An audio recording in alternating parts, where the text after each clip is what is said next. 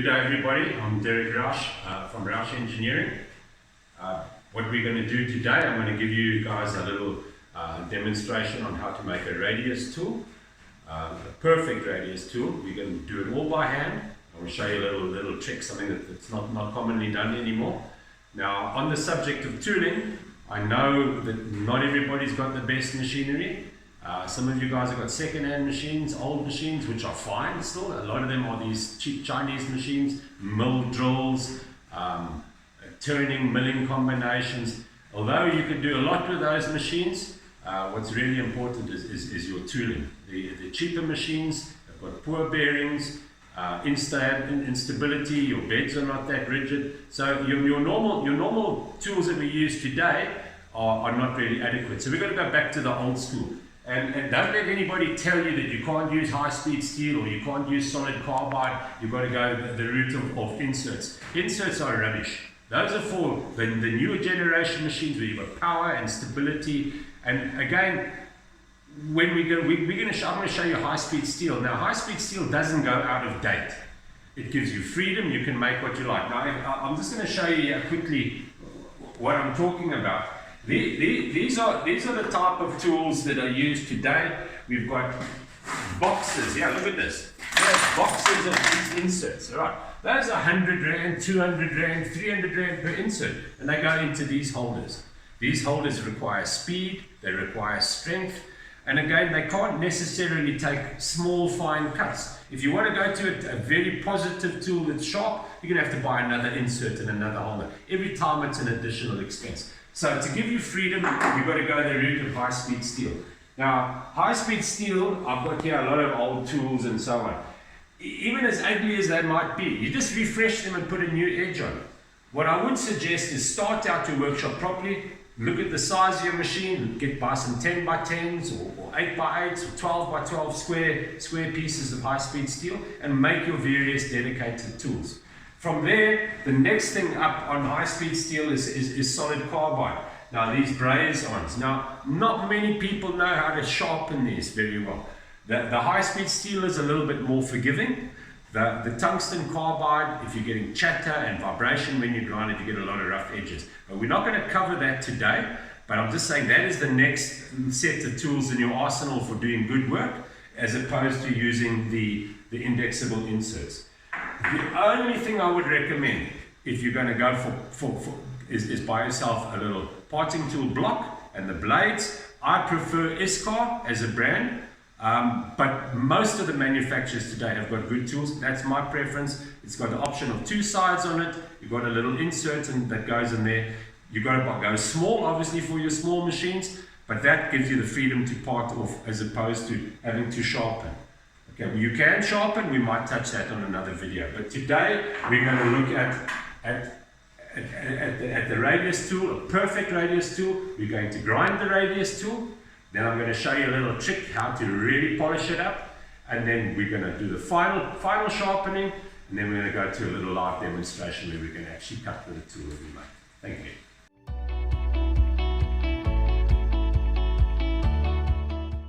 Right, okay, now we're ready to make up our radius tool.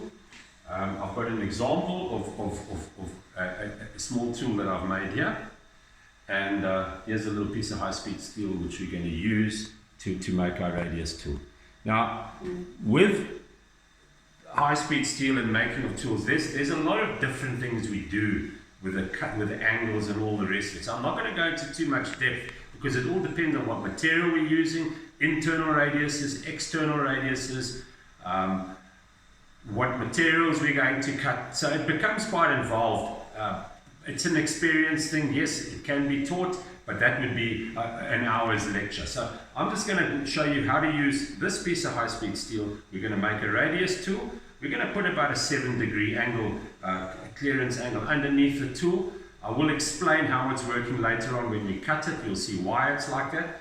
Then we're going to put the radius in there, and then we're going to lap it, give you a perfect radius. We're going to do a 6mm radius on here, and I'm going to do more or less a full 90-degree radius on there. So the first thing we have to do is we have to mark it out. Now it's nice to have tools. I've got a radius gauge here which I'm going to use to mark it out, but it's not essential. You can take a piece of round bar, you can machine the end of the round bar, it's nice and flat, put it on, use that as a template to mark. But I'm going to show you how we're going to use the radius gauge.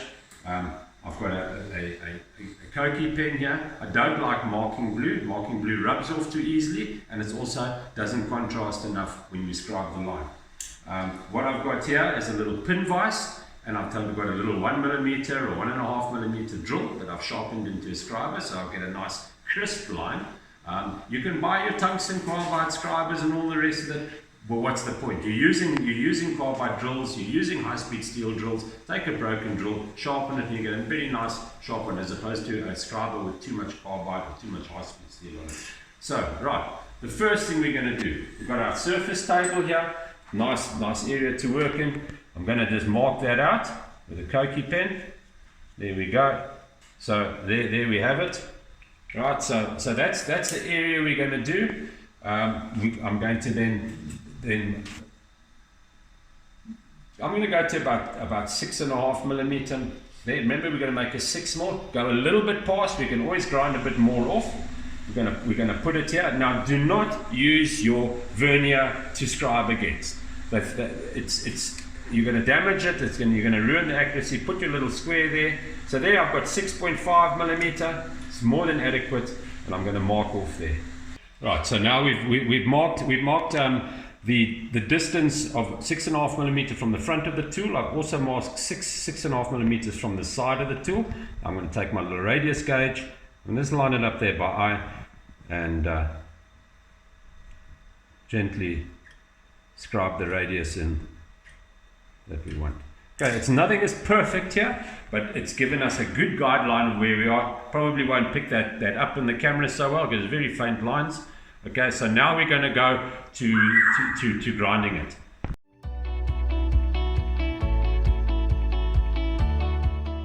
Right, now we're ready to grind it. So now we're going to choose our grinders, our bench grinders. Now I've got here 3 bench grinders. Bench grinders are very difficult to get nowadays. To get quality bench grinders, everything in South Africa is cheap Chinese, and it's difficult to find a quality one. You might find a bench grinder that says it's a 150 or a 200, doesn't matter which brand you go to, it's the same rubbish out of the same factory, it's just a different color and a different manufacturer's name on it. So be careful when you buy, maybe look for good second hand. A good bench grinder, the old 200mm, you could actually balance the wheels, so you get less vibration. Now what I've got here, I've got 3 150 bench grinders. On the end here, I've got this lovely one that says Record Power, Sheffield, England. They lie. This is Chinese. You struggle to get the wheels on here. It's not a bad machine compared to the other Chinese stuff, but it's still Chinese. Now, I've got here an aluminium oxide wheel on this side and a nice white one on this side. This one I use for my fine sharpening little grooving tools and so on. So the white wheels are very nice, so that's good for high-speed steel. This one here is the one which I'm using for solid carbide. It's green stones. It's a soft stone. You can grind your carbide, your braze-on tools with this. And this one here has got my Halox wheels. Now this one here it's called Skillcraft. It's not going to give you any skill. You must use your own skill for this thing. Okay? So don't worry there. It's not helping you. Okay. So what we're going to do now is we're going to use this and we're going to rough grind the radius on the tool. As I said earlier on, you won't easily pick up my lines, they're quite faint. I'm going to grind that, then we're going to go and lap the seal. We are going to make a perfect radius tool.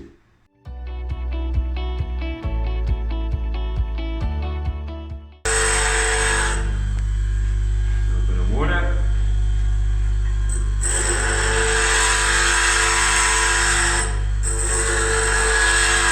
While I'm grinding it, I'm not too worried about it now, I just want to get the profile. We're going to put a little angle. We're going to have an angle on this side, we're going to have an angle on that side, we're going to try and get that angle in there, so that gives us a clearance whilst it's cutting. For now, as I said, not so fussy. This wheel is a little bit slow, it's not a good wheel. We've got to get it all the way down to my mark, then we're going to focus on getting it more accurate, then we're off to the machines to lap it.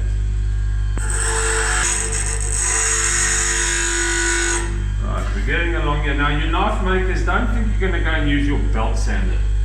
You can knock the corner off on the belt sander, but otherwise you're going to damage your contact wheel, you're going to feather your belts. It doesn't work.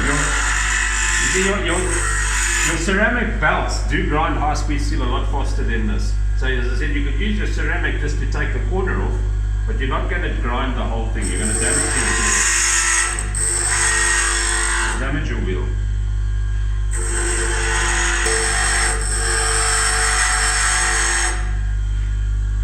Yeah, it's going to take shape now.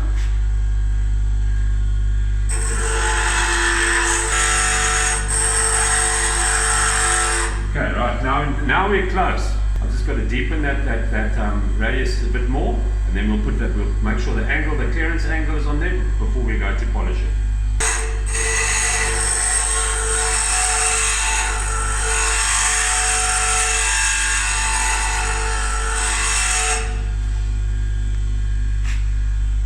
This is why I like to use the Koki pen.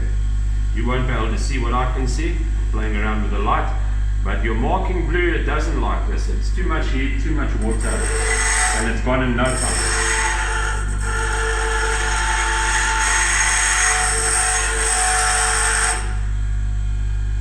We've got quite a lot of material here now that we had to take off. That's why I don't like to go with too big a tool bits. If you're going to start going to 16s and 20s, you'll spend the whole day grinding them.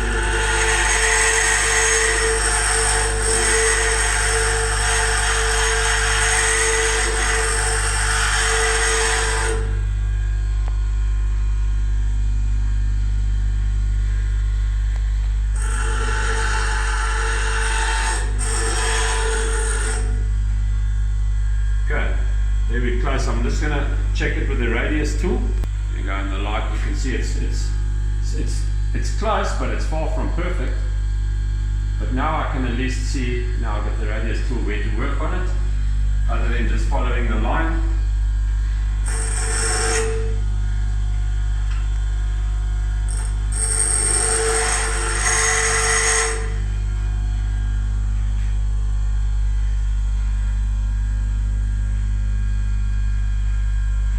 Bottom's right, we've got to just change it where we go up a little bit.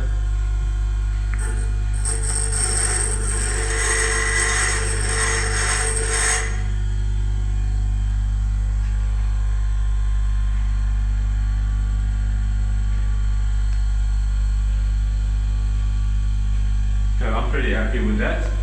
It's not perfect, but it's going to get the job done. Right, okay, so there we have it. Fairly accurate. You could sharpen this now and you can go and cut with it. And you'll get a reasonable radius out, but it's not going to be perfect.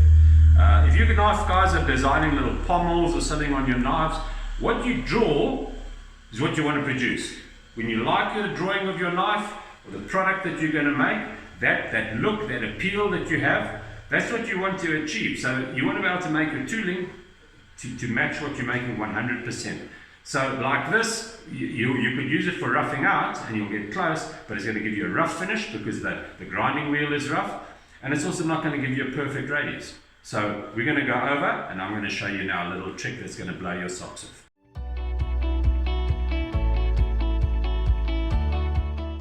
Right, okay. We're going to use this lathe now to lap and polish the radius tool. I'm going to explain to you how to do that. Now, this is a lovely old Italian machine. I've had this machine now for 55 years, and it's got a bit of fair wear and tear on it, but we've looked after the machine. So now we're going to be working with, voila, valve grinding paste. Now, this you can buy at any one of your automotive shops. The one side is fine, the other side is coarse. So we're going to use valve grinding paste. I've got inside here a piece of 12mm brass, aluminium. One of your softer metals is always better to do your lapping because the grit tends to get impregnated into the softer material, and then we're going to grind off the hard material. If you haven't got a soft material, then a piece of mild steel or anything round, as long as it's a metal, will do the job. Now move your saddle away.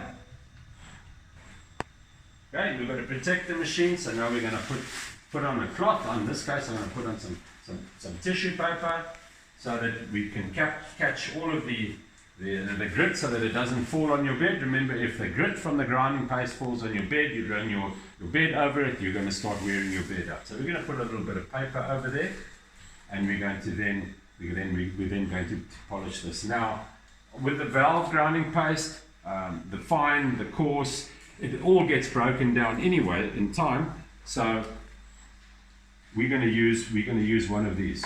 We're going to apply a little bit of the valve grinding paste. So just a little bit on your finger, rubbing it on there. You can rotate this a little bit. Okay. If you haven't got the size radius that you want, obviously you can just put a piece of material and machine it to the size.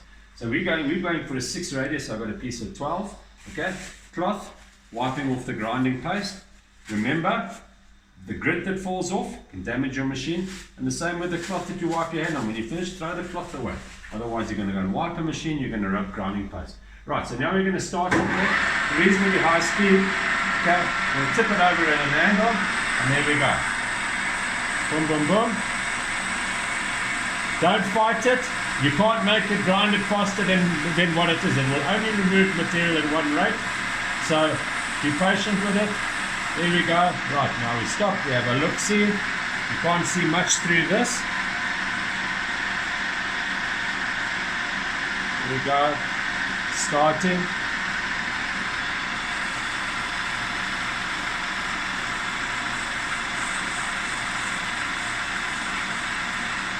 Right, every now and then you're going to have to stop, give another little application. It falls off, it breaks down. There we go. Little application there again. Put it back on.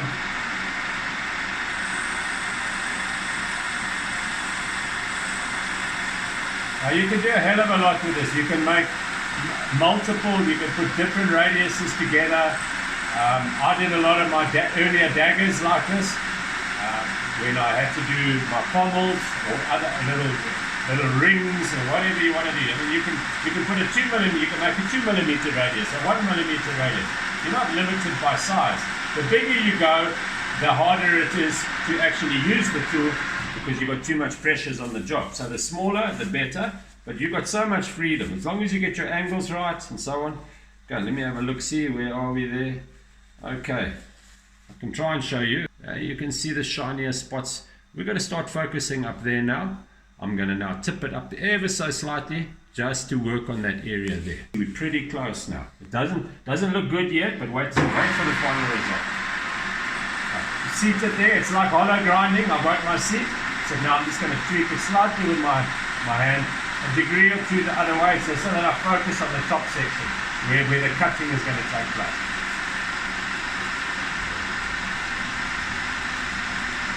I can actually feel it's getting better. It starts running smoother. Right, let's have a look, see. It doesn't have to be polished all the way down because it's not cutting down there. All we want is a couple of millimeters on the top. Right, and I'd say we're there. I'm going to finish it off with a final polish. If you can just try and catch it there, that you'll see the lovely radius there at the top. Right, I'm going to give a last application. There's a little last application of this grinding paste. Come back here. I seat it, I tweak it back a little bit again. Now running nice and smooth now, running in a good few times. Right, there we have it. I'm going to take a bit of this goo off here, put it back there, because we're going to now sharpen the top of the tool, now that we're satisfied that this is right, and then we're going to come back and we'll give it a final lap. Right, so I'm going to clean it off.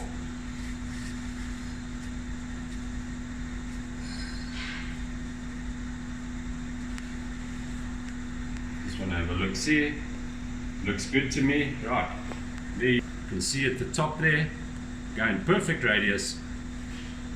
Can't get more accurate than that. Right, okay, so we're going to go back to the bench grinders, and I'm going to show you how to put a little lip in there.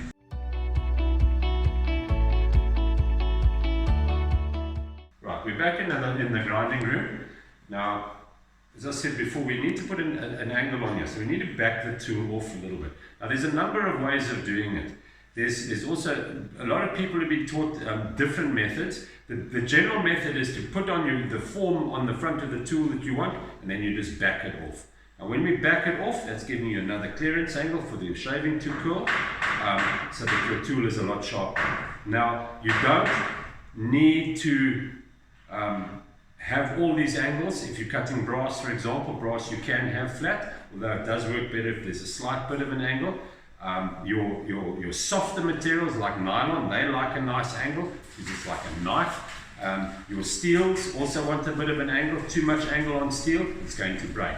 Now, that backing off method, it's commonly done. Most of your tools, here's this side here, you can see there's a little tool there.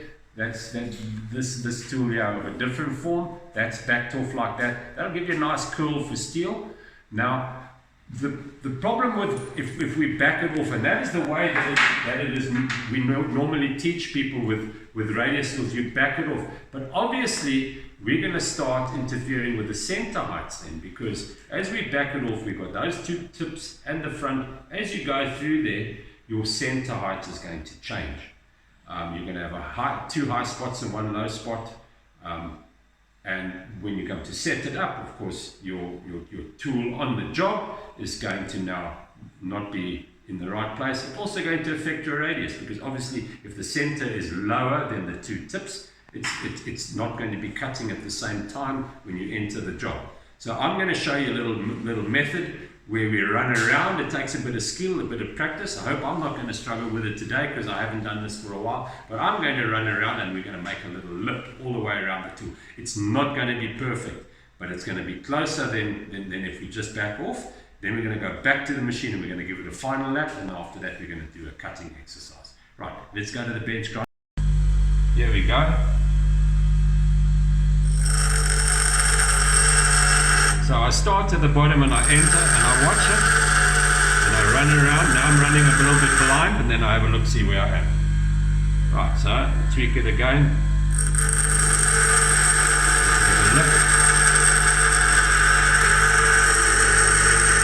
Run around.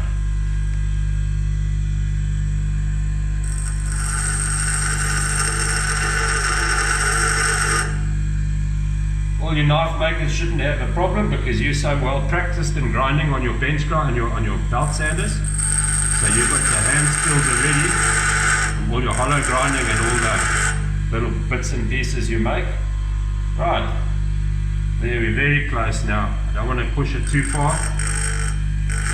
What I'm doing is I'm watching that I've got a little bit of a line on the top there of the original material, and then I'll just tweak it. Now the more you do this, obviously the better you get. I'm rusty. I sit driving NC machines most of the day, so a lot of my hand skills are not what they should be. Right, there we go. That's it there. Okay, it doesn't have to be perfect, as long as you've got a more or less consistent angle and you've got some of a lip there for your shavings to curl off. Right, so there we go. This is the last time on the bench grinder. Off we go.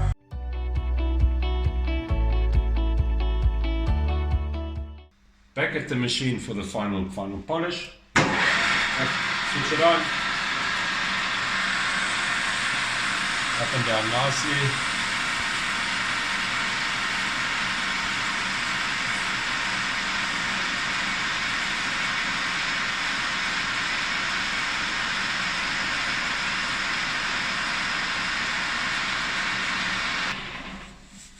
Clean it up.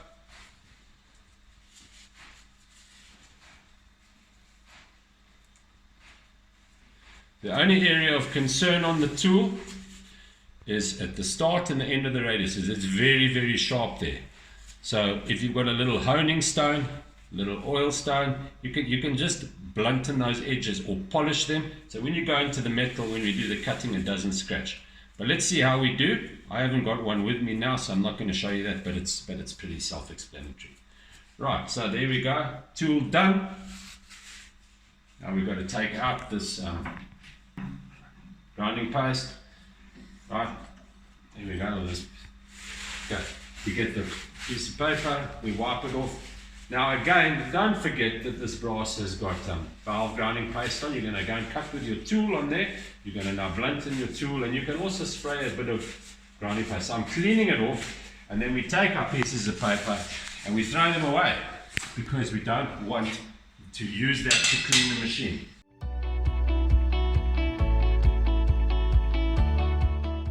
Now I'm going to take a piece of brass. So we're going to do our first cut with the radius tool on brass. The second cut I'm going to show you on stainless steel. So here I've got a piece of 20mm brass round bar. I'm going to pop it in my 20mm collet here. Now, the first thing I'm going to do is just face it off so that I've got a clean face.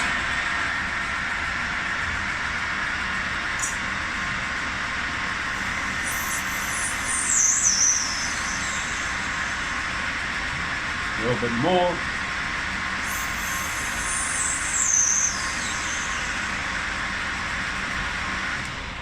Here we go. Next thing is we are going to now take another tool holder. We're going to put our brass in there. So this is if you haven't got a quick change tool post, make yourself some shims, little pieces of steel plate. You'll find that for most tools you'll get to a combination that covers most of your heights, and you can even put a little piece of brass shim. You can put anything thin underneath it just to get that final bit of height. So there's my tool. We're putting it in the tool post. There we go. Adjustable tool post. Tighten that up. Right. There are ways of getting the center height. You can measure your center height from your centers. There's a whole lot of things. We're not going to go into that today. I'm just going to take it across there. I can see the center of my job. With my lip being pretty accurately done, we know that all the way around the radius is at the same height. And so I'm going to put it up there, looking at the center.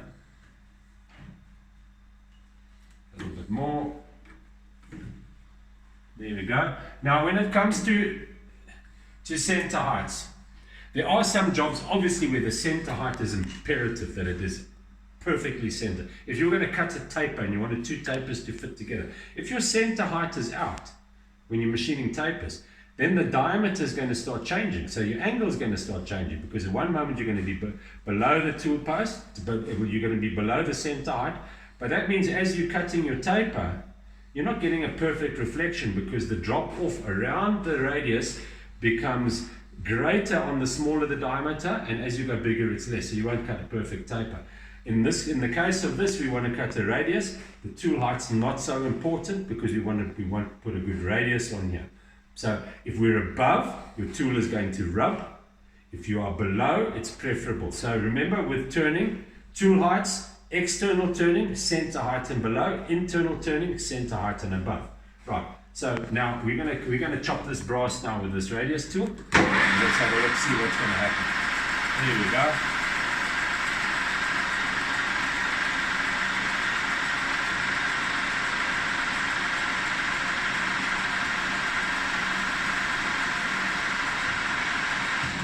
And voila, perfect radius. Now you will have noticed that I plunged that in one go, right? With a fairly high speed. When it comes to steel, we might have to play with it a little bit. It means you cut one place and you cut another, because that surface area, it's a lot of area for one shaving to come off. You know, if it was a piece of wood, you'd have a big wooden shaving. So wood will allow that. Nylon will allow it. Brass will allow it. Steel, different matter. So we're going to have to play with our brass, and again, slow speed. This is high speed steel tool, but whoever came up with that idea that we call it high speed steel is a little bit misleading. You want to go slow speeds, coolant or oil, lubricants, coolants on your steels. Right, I'm going to change now collets over to do the steel one.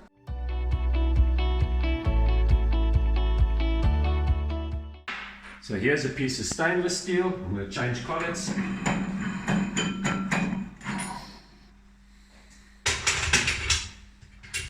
Right. I should have deburred that material before the demo. So here we've got a smaller piece of material. Got a piece of 12 round bar. Don't stick it out too far. The further out you stick it, the more it wants to dip down. So it's always preferable to be close to your chuck, close to your collet. Remember, in all machining, whether it's milling or turning, rigidity is the most important thing. Solid work holding, solid tool holding. Right, so I'm going to take this down to a nice slow speed. There we go. Totally different set of rules now for the steel. Let's see if we've got a bit of coolant in this machine. So we're not going to cut it dry. You can cut dry, tool won't last very long. Maybe one application, two applications. There we go.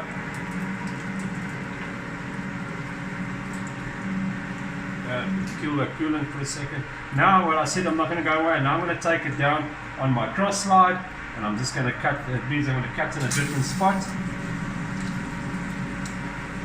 There we go. I can feel the tool resisting it a little bit. Now I'm going to come out, pull it over, go back in here. Now we're going to cut on a different section of the tool. The whole time we're coaching it in. On some materials like mild steel, you probably get away with it in one go. But this is a piece of stainless steel.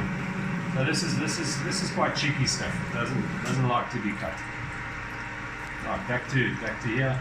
You can always mark a 0 on your dial so you know where you were last time. Now that we're getting close.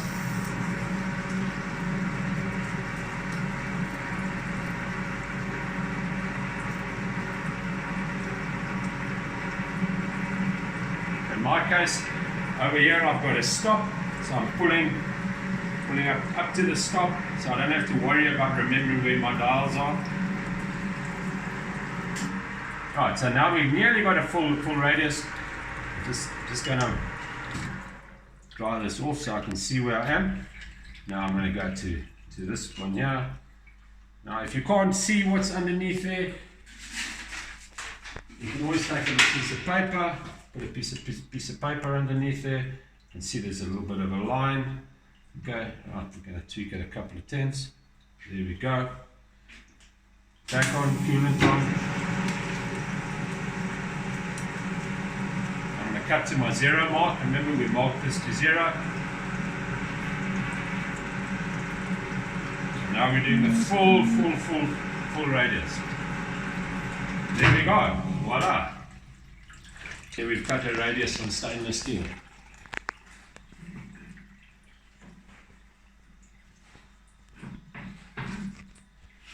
Right, there we have it. So, 2 radiuses. That's a 12mm rod with a 6mm radius. So you've got a full form there. Yeah, we've got 20mm with a 6mm radius. Just look at that.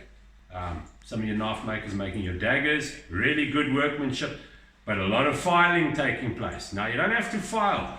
You make these tools up. You buy yourself your high-speed steel. Look after your tools. You can pack away all your different radiuses. So the biggest effort is to make the tool for the first time. After that, you put it in your toolbox. When you come to make your fancy jobs, you can go and select your radius tools. And then you've got that for a long time. If you're not doing production, those things will last you forever. Right, so there we have it. Tip of the week.